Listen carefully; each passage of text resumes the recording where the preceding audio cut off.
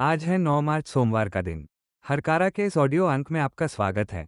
हरकारा लेकर आया है आज के न्यूज़लेटर का पॉडकास्ट जिसे आपके लिए तैयार किया है निधीश त्यागी के साथ राजेश चतुर्वेदी, गौरव नौरियाल और फलक अफशान ने। जिन खबरों का जिक्र हम यहाँ कर रहे हैं उनके लिंक्स और विस्तृत जानकारी मूल न्यूज़लेटर में है। आज की सबसे बड़ी खबरें दुनिया के दो अलग अलग हिस्सों से आ रही हैं, लेकिन उनका सीधा असर आपकी ज़िंदगी पर पड़ रहा है।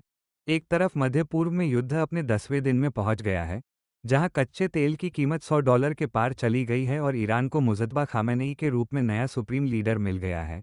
वहीं दूसरी तरफ भारत की संसद में एक अलग ही तूफान उठा हुआ है। विपक्ष ने मुख्य चुनाव आयुक्त ज्ञानेश कुमार और लोकसभा स्पीकर ओम बिरला को हटाने का नोटिस तैयार कर लिया है।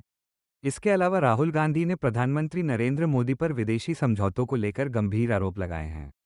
आज हम बात करेंगे कि कैसे ये वैश्विक और राष्ट्रीय घटनाक्रम हमारी अर्थव्यवस्था और रोजमर्रा की जिंदगी को झकझोर रहे हैं। आइए शुरू करते हैं आज का news bulletin. The Indian express की रिपोर्ट के अनुसार विपक्ष ने मुख्य चुनाव आयुक्त ज्ञानेश कुमार को हटाने का प्रस्ताव तैयार कर लिया है। तृणमूल कांग्रेस और कांग्रेस सहित अन्य विपक्षी दल इसे चुनाव आयोग के पक्षपातपूर्ण रवैये का नतीजा बता रहे हैं। ये कदम ऐसे समय उठाया जा रहा है जब कई राज्यों के विधानसभा चुनाव घोषित होने वाले हैं। इसी बीच द हिंदू की रिपोर्ट के मुताबिक सोमवार को लोकसभा में स्पीकर ओम बिरला को हटाने के प्रस्ताव पर चर्चा नहीं हो सकी। विपक्ष इस बात पर अड़ा था कि पहले मध्य पूर्व संकट पर बात हो। रिपोर्टर असद रहमान के अनुसार कांग्रेस नेता राहुल गांधी ने आरोप लगाया है कि प्रधानमंत्री नरेंद्र मोदी संसद से भाग रहे हैं क्योंकि वो मध्य पूर्व और अमेरिकी व्यापार समझौतों पर चर्चा करने से डरते हैं। राहुल का कहना है कि सरकार की इस छुपी हुई कूटनीति से भारतीय अर्थव्यवस्था और शेयर बाजार को भारी नुकसान हो रहा है। न्यूज़ एजेंसी पीटीआई और रिपोर्टर उज्ज्वल जलाली के अनुसार विदेश मंत्री एस जयशंकर ने राज्यसभा में बताया कि ईरान के साथ शीर्ष स्तर पर संपर्क करना इस समय काफ़ी मुश्किल है।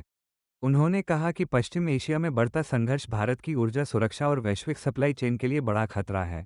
लगभग 1 करोड़ भारतीय इस इलाके में रहते हैं।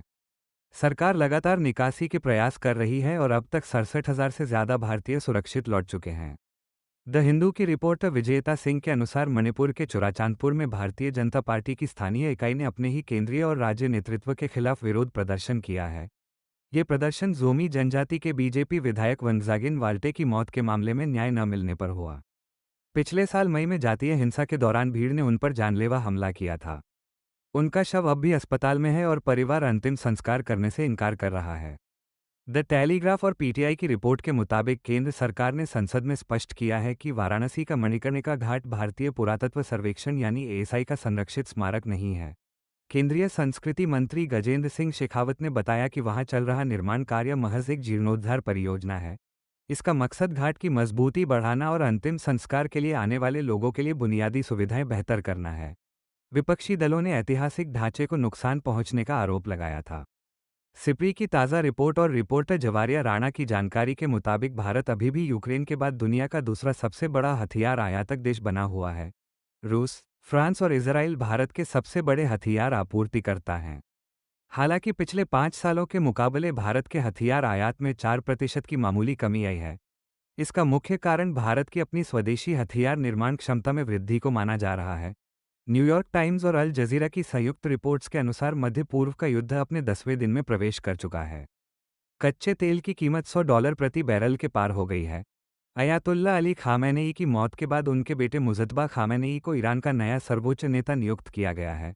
अमेरिका और इजराइल लगातार ईरान पर बमबारी कर रहे हैं। तुर्की और यूएई ने भी अपने हवाई क्षेत्र में ईरानी मिसाइलों को मार गिराने का दावा किया है।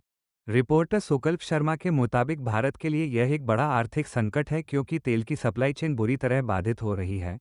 अल जजीरा के लिए प्रियंका शंकर की रिपोर्ट बताती है कि इस युद्ध में अमेरिका को रोजाना लगभग 1 से 2 बिलियन डॉलर का खर्च आ रहा है। वहीं पॉलिटिको न्यूज़ की रिपोर्टर इवा हाटोक के अनुसार इस पूरे संकट का सबसे बड़ा फायदा रूस के राष्ट्रपति व्लादिमीर पुतिन को मिल रहा है। तेल की कीमतें बढ़ने से रूस को अपने तेल के लिए ज़्यादा पैसे मिल रहे हैं जिससे उसे यूक्रेन के खिलाफ अपनी जंग जारी रखने में बड़ी आर्थिक मदद मिल रही है। द ट्रिब्यून की एक रिपोर्ट के अनुसार अब प्रधानमंत्री के विदेशी दौरों के दौरान होने वाले कुछ अंतर्राष्ट्रीय समझौतों के लिए पहले से केंद्रीय कैबिनेट की मंजूरी लेना जरूरी नहीं होगा।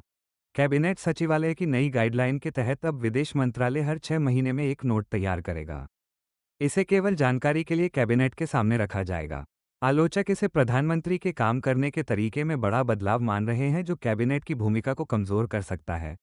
ऑल्ट न्यूज़ की फैक्ट चेक रिपोर्ट के मुताबिक सोशल मीडिया पर भारतीय सेना प्रमुख उपेंद्र द्विवेदी का वायरल हो रहा वीडियो फर्जी है। दावे में कहा गया था कि भारत ने ईरानी जहाज़ की लोकेशन इजराइल को दी थी। जांच में पाया गया कि यह फर्स्ट पोस्ट को दिया गया एक पुराना इंटरव्यू है जिसमें सेना प्रमुख ने ऐसी कोई बात नहीं कही थी। मकतूब मीडिया की रिपोर्ट के अनुसार हरियाणा के चर्चित नासिर और जुनैद हत्याकांड में आरोपी मोनू मानेसर को राजस्थान उच्च न्यायालय से जमानत मिल गई है। जेल से बाहर आने पर उसके समर्थकों ने उसका जोरदार स्वागत किया। अदालत ने यह कहते हुए जमानत दी कि वो 2 साल से ज्यादा समय से जेल में था और इस दौरान 74 में से एक भी गवाह का बयान दर्ज नहीं किया गया। पीटीआई की रिपोर्ट के मुताबिक ओडिशा के मुख्यमंत्री मोहन चरण मांझी ने विधानसभा में बताया कि राज्य में पिछले 20 महीनों के दौरान सांप्रदायिक दंगों की 54 और मॉब लिंचिंग की 7 घटनाएं दर्ज की गई हैं।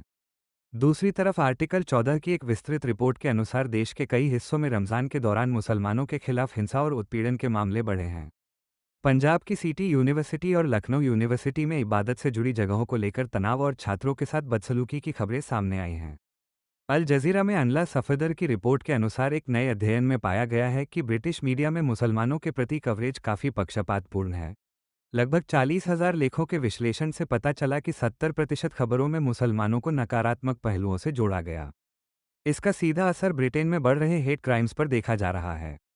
पीटीआई की रिपोर्ट के मुताबिक दिल्ली की एक अदालत ने 2020 के दिल्ली दंगों के आरोपी कार्यकर्ता शरजील इमाम को अपने भाई की शादी में शामिल होने के लिए 10 दिन की अंतरिम जमानत दे दी है। द वाया और पीटीआई की रिपोर्ट के अनुसार महाराष्ट्र सरकार ने मानव और तेंदुए के बीच बढ़ते संघर्ष को रोकने के लिए 50 तेंदुओं को गुजरात के जामनगर स्थित रिलायंस के वन्यजीव पुनर्वास केंद्र वनतारा भेजने का फैसला किया है।